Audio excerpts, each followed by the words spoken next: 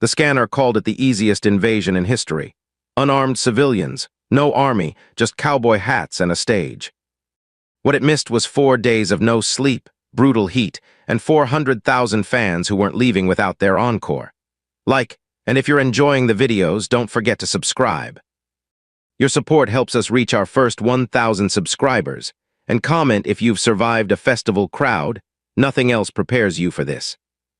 Now let's move into the night. Nashville stopped singing and started fighting. Commander Threll Voss had studied 73 planets before Earth, and on paper, Nashville, Tennessee, looked like a punchline.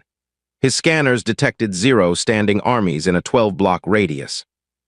No tanks, no armored vehicles, no visible chain of command. Just rivers of people in boots and hats, moving in slow, swaying packs between something called Broadway and something called the Stadium, all chanting the same words to music that, according to the Dominion's Translation Corps, had no discernible military purpose. His tactical officer, a thin, nervous drone handler named Persh, ran the numbers twice because the first set seemed impossible. Population density inside the festival perimeter is higher than most of our training simulations for urban warfare, Persh said, but weapon density reads at almost 0. No firearms detected on 91% of attendees. Voss allowed himself something close to a smile. 9% armed was still 9% more than he'd expected from civilians at a music event. But compared to the rural sector, reports his predecessor had filed from a place called Texas 18 months earlier, this was nothing. Voss had read that report twice. Branded recon teams, a cannon loaded with horseshoes, a retired sheriff who threatened to introduce an alien commander to a deity through violence.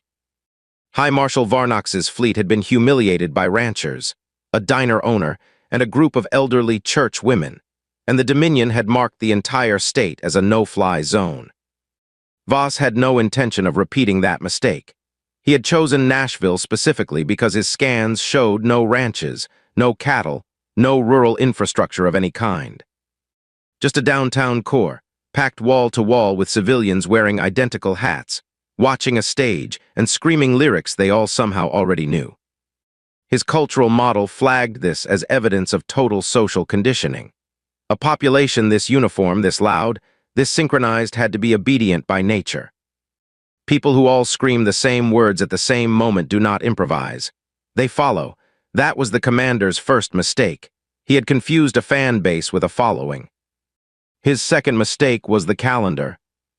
Voss selected the third night of CMA Fest, a 4-day country music festival that turned downtown Nashville into the most concentrated celebration of cowboy hats, cold beer, and shared trauma in the country. He chose the third night specifically because his data showed peak fatigue.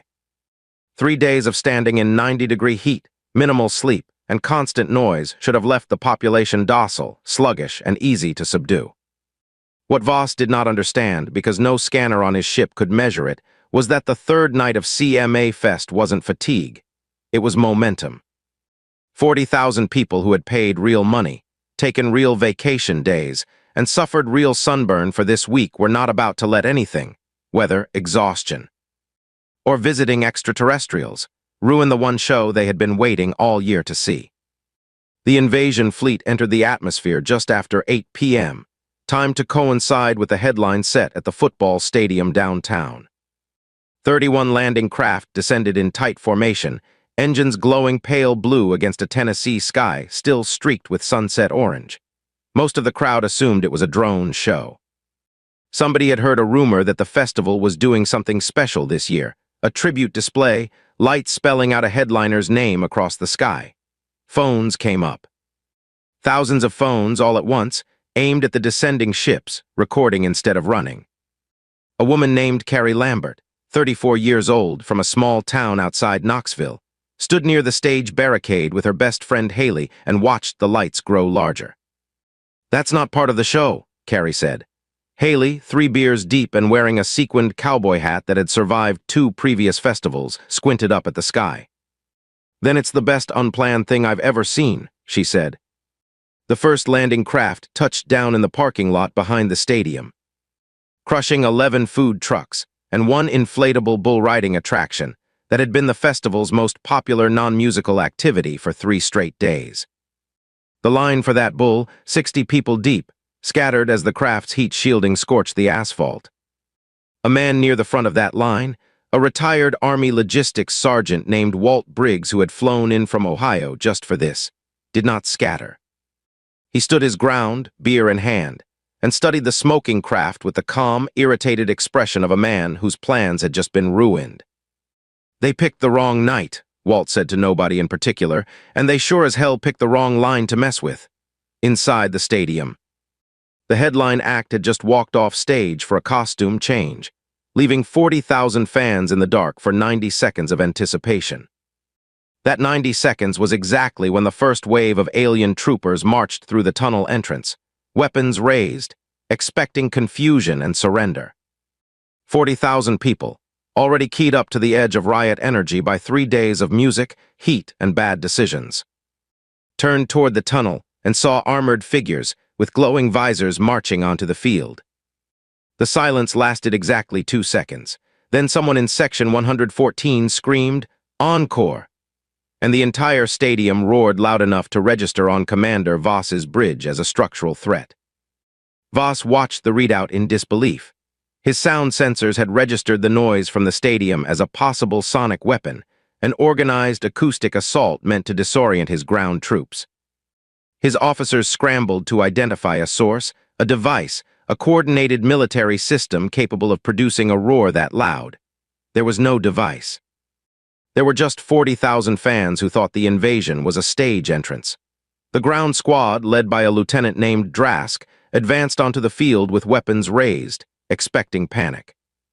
What he got instead was a wall of phone lights, flash after flash, and a chant that started in the front rows and rolled backward through the stadium like a wave. "One more song." "One more song," Drask activated his translator. "Citizens of this territory," he announced, his voice booming through the stadium's own sound system, which his engineers had hijacked for maximum psychological effect. "You are now under Dominion authority. Remain calm and you will not be harmed." A man near the front row, shirtless, sunburned, wearing a hat shaped like a watermelon, cupped his hands and shouted back, "Play FREBIRD." Drask paused. His translator had no contextual reference for the phrase. He repeated his demand. The crowd booed, not in fear. In disappointment, the specific disappointment of an audience that paid $200 for a ticket and felt like they were being shortchanged on entertainment value. It was at this exact moment that festival security, 300 trained staff members and off-duty police officers hired for crowd control, realized this was not a stunt. The festival's head of security, a broad-shouldered former Marine named Russell Combs, had spent 11 years working the door at this exact event. He had handled drunk fights, medical emergencies, 2 minor stage collapses, and 1 incident involving a man who tried to bring a goat through the VIP gate. He had never handled an alien invasion, but he had a radio, a flashlight, and absolutely 0 patients left after 3 days of 12-hour shifts. "All units," Combs said into his radio, voice flat and exhausted. "We have unauthorized personnel on the field. Treat as crowd control. Repeat, treat as crowd control." Security teams that had spent 3 days gently herding drunk festival-goers away from the stage barricade now turned that same practiced, relentless physicality on armored alien troopers. A bouncer named Dario, 260 pounds of patience, finally run completely dry, grabbed the nearest alien soldier by the back of his armor, plating exactly the way he'd grab a stage rusher, and threw him bodily into the photo pit. The alien soldier had survived 3 planetary sieges. He had not survived being handled by a man who removed drunk college students from the stage for a living, 4 nights a week, every summer, for over a decade. Lieutenant Drask's translator crackled. "Explain this resistance pattern," he demanded. Combs keyed his radio without looking up. "He's stage diving." "We don't allow stage diving." Outside the stadium on the streets of downtown Nashville, the chaos had a completely different flavor. Broadway, the main strip lined with honky-tonks, rooftop bars, and bachelorette parties in matching shirts, had its own alien landing problem. A craft set down directly in the middle of the street, crushing a pedal tavern. a bicycle-powered bar on wheels that 12 very enthusiastic women in matching Nashville or bust shirts had rented for the night. The bride-to-be, a 26-year-old elementary school teacher named Jenna Whitfield, climbed off the wreckage of the Pedal Tavern with a sash that read Future Misses. Still intact and an expression of pure, unfiltered fury. "That was a NONREFUNDABLE deposit," Jenna shouted at the smoking alien craft. Her group of 11 bridesmaids, several of them off-duty nurses, 2 of them former college rugby players, and 1 of them currently employed as a high school wrestling coach, did not hesitate. They had spent the last 2 hours bonding over tequila, blister cream, and increasingly elaborate plans for tomorrow's brunch. They were not about to let an alien landing craft end their night early. "This is her bachelorette party," one bridesmaid yelled at the craft's hatch as it opened. "And you just ran over the only pedal bike with a working speaker system." The aliens that emerged from that craft were, by Dominion standards, a standard reconnaissance unit. 4 soldiers, light armor, designed for fast movement and low visibility. They were not designed for 12 increasingly furious women in matching shirts, fueled by frozen margaritas and wedding week emotion, who descended on them with the kind of righteous anger usually reserved for ex-boyfriends who show up uninvited. One soldier tried to raise his weapon. The wrestling coach bridesmaid, a woman named Donna Pruitt who had been training teenage boys in single-leg takedowns for 11 years. Put him on the pavement before his translator finished the sentence, "Remain calm." Word of what was happening on Broadway and inside the stadium spread fast, not through any official channel, but through something far more efficient, 40,000 phones live streaming simultaneously, and a festival crowd that communicated primarily through group chats with names like CMA Squad and Hat Crew 2026. By the time Commander Voss received his first full status report, his communications officer was visibly shaking. "Sir," the officer said, "our recon team has been disarmed by a wedding party. The lieutenant's unit is being removed from the stadium by trained crowd control personnel.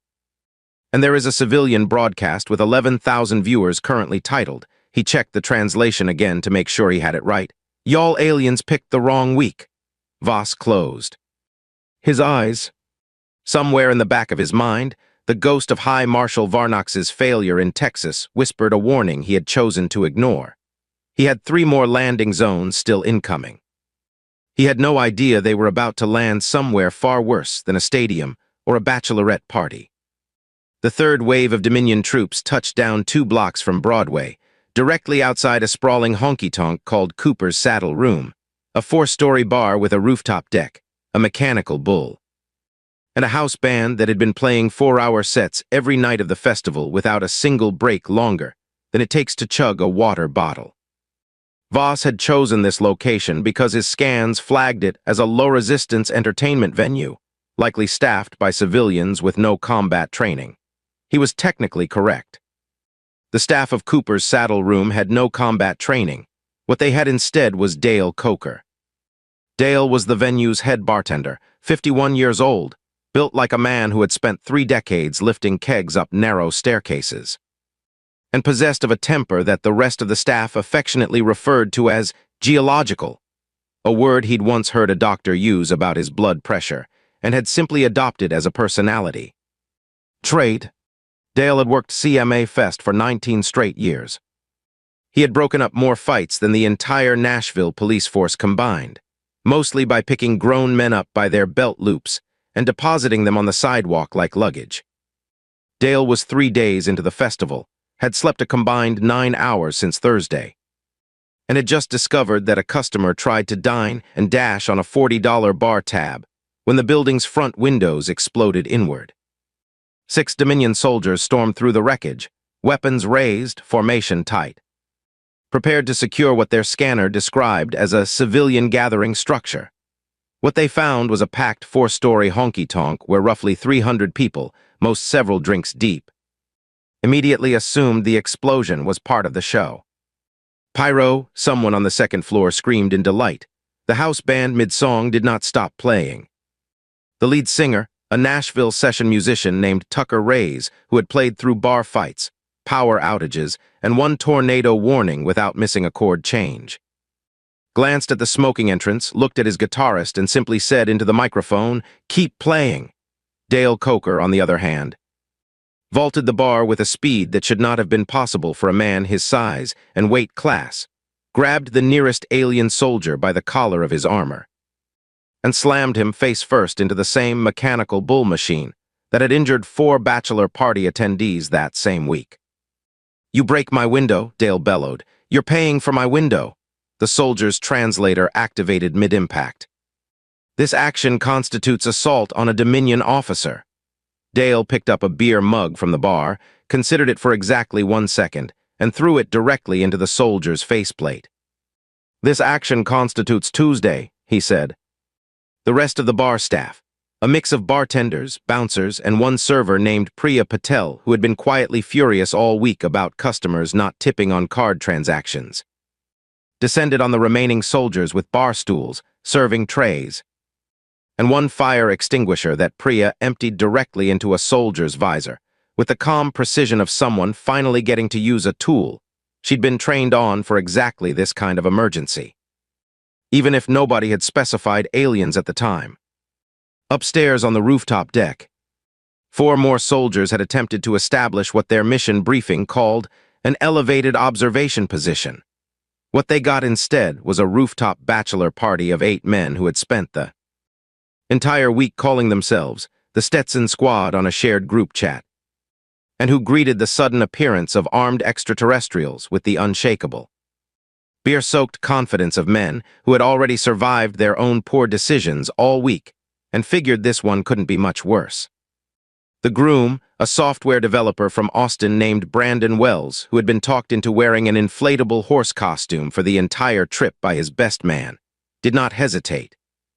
He charged the nearest soldier in full inflatable horse regalia, tackled him into the rooftop bar's drink station, and emerged covered in margarita mix screaming. Not on MY Bachelor Weekend. Commander Voss, watching the feed from orbit, turned to Persh with an expression his species reserved for genuine confusion. "Why is the human wearing a horse?" Persh checked the translator log. "Cultural tradition," he said. "Possibly ceremonial. Ceremonial combat armor?" "Unclear, sir." "The log also flags this as inflatable." Voss said nothing for several seconds. Then quietly he asked the question that would define the rest of his night. "Persh, pull every file we have on the Texas incident, all of it." Now, across downtown, the chaos had stopped looking like an invasion and started looking like the single most chaotic night in festival history, except every viral clip showed humans winning. A teenager live-streaming from a hotel balcony titled his stream, "Aliens vs. Nashville, Round 1, and within 20 minutes had more concurrent viewers than the festival's own official broadcast. But Voss's 4th and final landing zone, the one his scanner had flagged as the safest, lowest-risk option in the entire downtown grid, was about to prove that his scanner had once again failed to understand the most important variable on the planet. He was sending troops directly toward the festival's main food court, where 600 exhausted, overheated, hangry festival-goers had been standing in line for barbecue for 45 minutes, and had just been told the last tray of brisket had sold out. The food court occupied an entire city block, a maze of tents, trailers, and portable kitchens representing 40 different barbecue vendors competing for the unofficial title of Best Brisket in Nashville, a title that had sparked actual lawsuits in years past. By 9:30 p.m., on the 3rd night, every line was at least 30 people deep. Every vendor was nearly out of meat.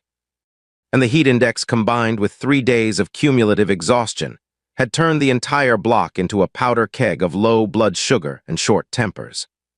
Standing at the front of the longest line was a woman the entire vendor row knew by reputation alone. Big Donna Castellano, 58 years old. Owner and head pitmaster of a barbecue truck called Smoke Queen, ranked the previous year as the single best brisket in the entire festival by a landslide vote. And a woman who had once shut down an entire city block's parking dispute by standing in the street and refusing to move until the city fixed a pothole that had been damaging her trailer's suspension.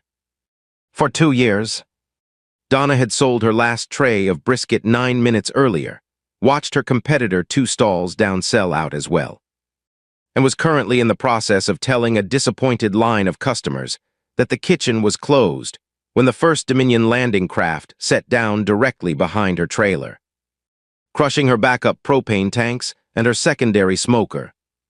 The explosion of propane and barbecue smoke rolled across the food court in a thick orange cloud. For 3 full seconds, nobody panicked because the smell was, against all logic, still appetizing. Then the soldiers emerged, and Donna's customer line, already irritable from a 45-minute wait that had ended in disappointment, turned its collective frustration toward something it could actually solve. "You," Donna said, pointing a pair of barbecue tongs the length of a fireplace poker at the nearest soldier, "just blew up my secondary smoker." The soldier's translator activated. This structure was identified as a mobile command unit. "This structure," Donna said, voice rising to a volume that could silence a kitchen of 15-line cooks during a dinner rush, "took me 4 years to pay off." What happened next would later be described by 17 separate eyewitness videos, each one viewed millions of times within the week, as the most one-sided fight in the history of competitive barbecue. Donna swung her tongs like a cavalry saber, catching the lead soldier across the side of his helmet with enough force to dent the faceplate. The line behind her, 60 hungry, exhausted festival-goers who had been personally wronged by the sold-out brisket situation, redirected every ounce of that frustration directly at the soldiers now, standing between them and their dinner.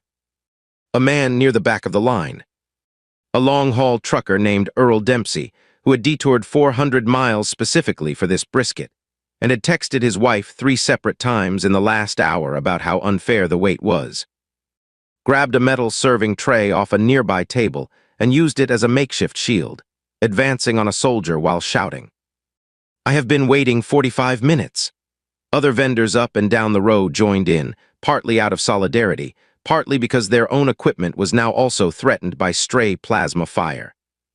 A taco truck owner threw an entire tray of jalapenos directly into a soldier's open visor. A lemonade stand operator emptied a 5-gallon dispenser of ice and citrus syrup over another soldier's head, temporarily blinding him, and according to the soldier's own later report, causing what the Dominion would officially classify as acute sensory distress from acidic exposure.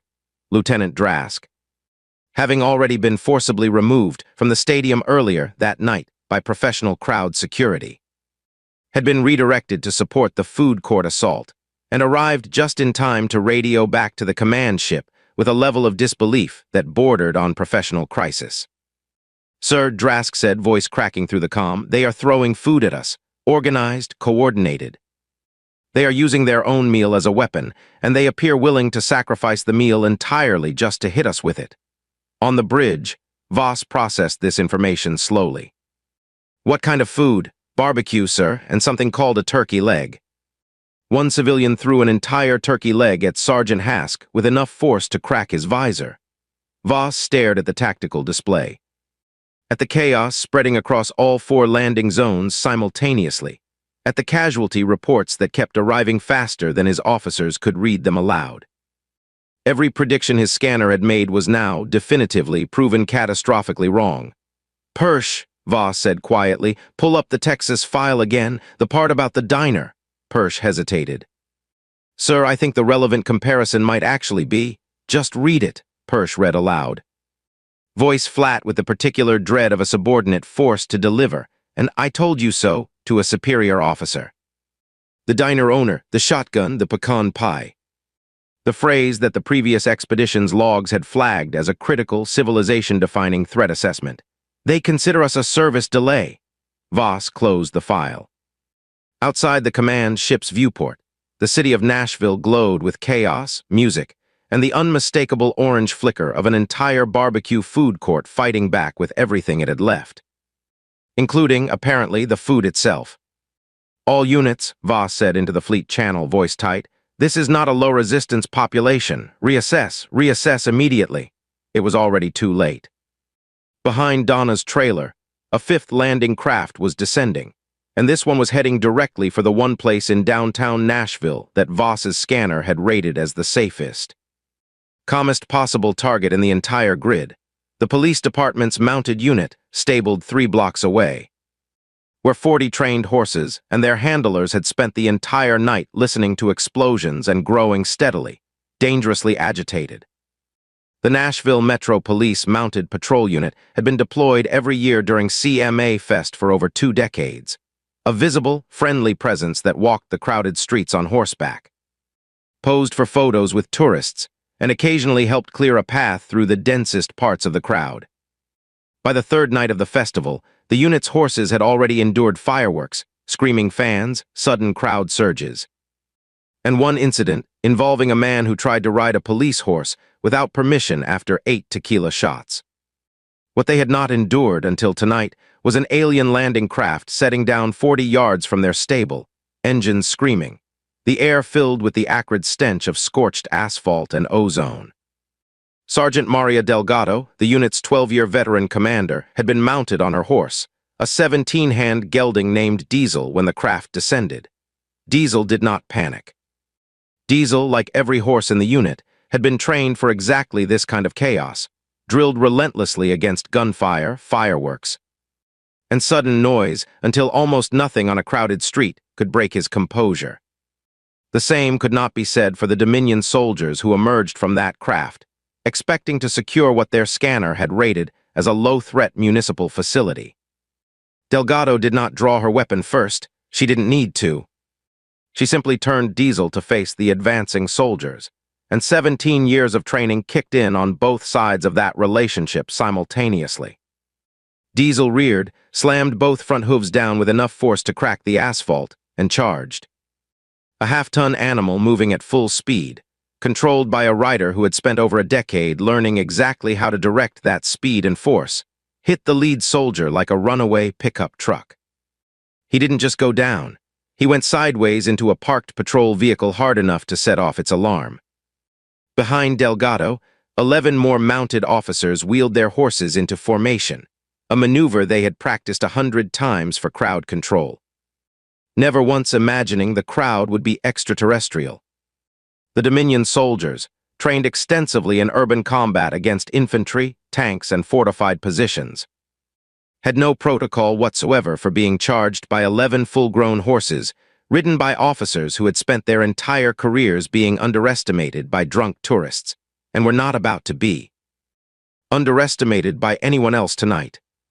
"This is not standard resistance," one soldier shouted into his comm, scrambling backward from a horse named Biscuit who had taken a personal, immediate dislike to the sound of plasma weapons. "These are organic cavalry units. They're horses," his commanding officer snapped back. "Just horses.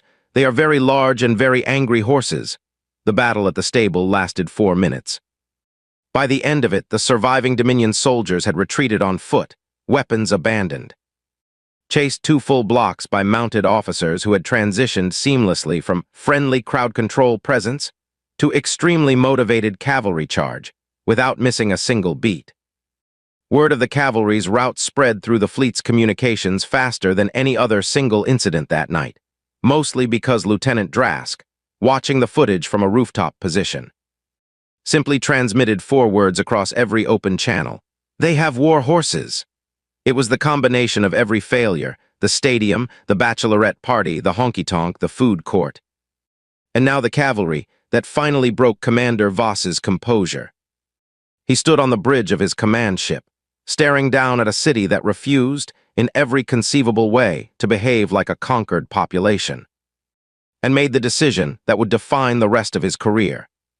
He activated a planet-wide broadcast, hijacking every speaker and display system across downtown Nashville simultaneously, intending to deliver an overwhelming display of Dominion authority that would finally force this population into submission.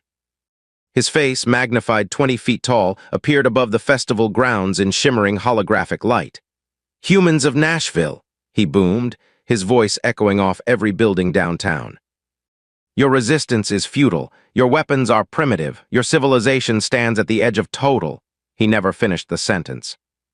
40,000 festival-goers, already deep into the most chaotic and exhilarating night of their lives, looked up at the massive glowing face in the sky and did the only thing 40,000 drunk, exhausted, thoroughly entertained country music fans could possibly do. They started chanting his face's resemblance to a famous album cover. Then someone started playing air guitar at the hologram.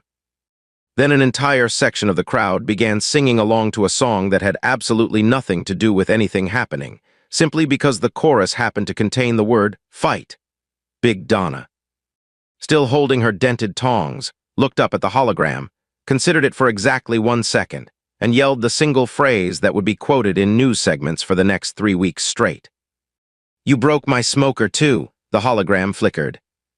Somewhere above the city, on the bridge of his own command ship, High Marshal Voss, conqueror of negotiations on 11 worlds, paused mid-speech.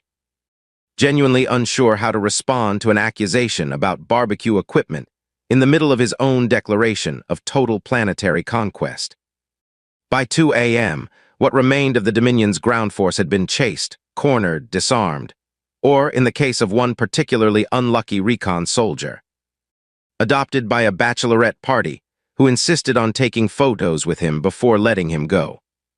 The festival's final headline set, delayed by nearly 3 hours, went on anyway, because the artist refused to let an alien invasion cancel a sold-out show. And the surviving Dominion troops actually stood at the edge of the field and watched the rest of the concert before their extraction ship arrived, too exhausted and demoralized to do anything else. Commander Voss ordered a full withdrawal at 3:15 a.m. His final transmission back to Dominion Command was brief, because there was no version of the report that didn't sound, in his own translated words, professionally embarrassing. Invasion failed. Population resistance extreme and unpredictable. Local civilians armed with barbecue equipment, mounted cavalry, and inflatable costumes. Recommend permanent restricted classification for this region. Cross-reference prior incident report Texas file under. Do not repeat. The morning after, downtown Nashville looked less like a battlefield, and more like the aftermath of the best party anyone had ever attended. A damaged alien drone sat propped against a honky-tonk's front steps, spray-painted with the words "Nashville or Bust" by persons unknown. The mechanical bull at Cooper's saddle room got a small plaque underneath it reading, "Survived 3 bachelor parties and an alien invasion." In that order of difficulty, Dale Coker reopened his bar by noon, told every customer the story of the night for free, and quietly admitted to a reporter that he'd actually enjoyed himself more than he had in years. Big Donna's barbecue truck became, overnight, the single most famous food stand in festival history. People drove from 6 states over just to order a tray of brisket and ask her, personally, about the night she fought off an alien soldier with a pair of tongs. She put up a small handwritten sign by her order window, "No refunds, no exceptions. Yes, I really did hit one with these." The tongs hung framed above the register. Sergeant Delgado and the mounted unit received a formal commendation from the mayor's office, though Delgado herself insisted, in every interview, that Diesel deserved the real credit. Diesel got his own hashtag within a week, and a small bag of carrots delivered to the stable nearly every day for a month from strangers across the country. Jenna Whitfield got married 3 weeks later as planned.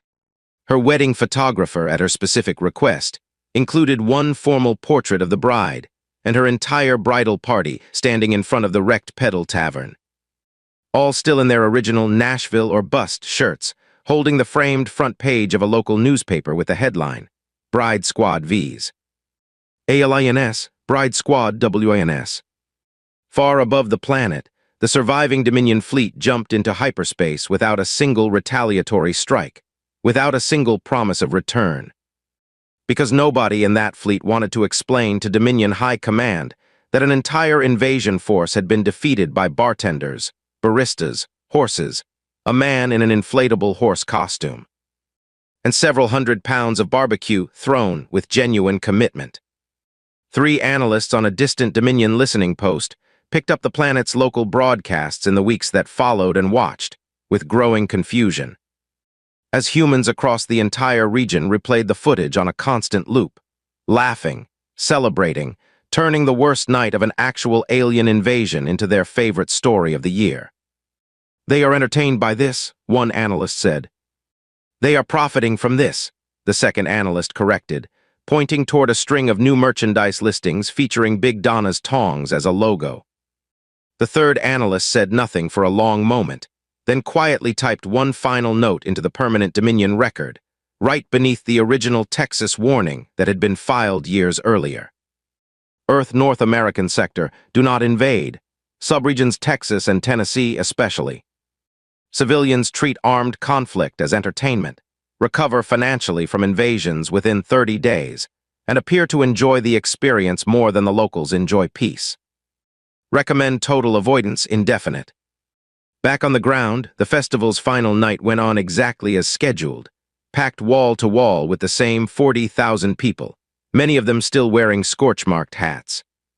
Still buzzing from a night they would tell their grandchildren about, still singing every word to every song like nothing in the galaxy could ever interrupt them twice. If you made it this far, drop a comment telling me which part of tonight's chaos you would have survived: the stadium, the honky-tonk, or Big Donna's barbecue line. Hit subscribe so you don't miss the next one, and share this with the one friend who definitely would have fought an alien with a pair of tongs.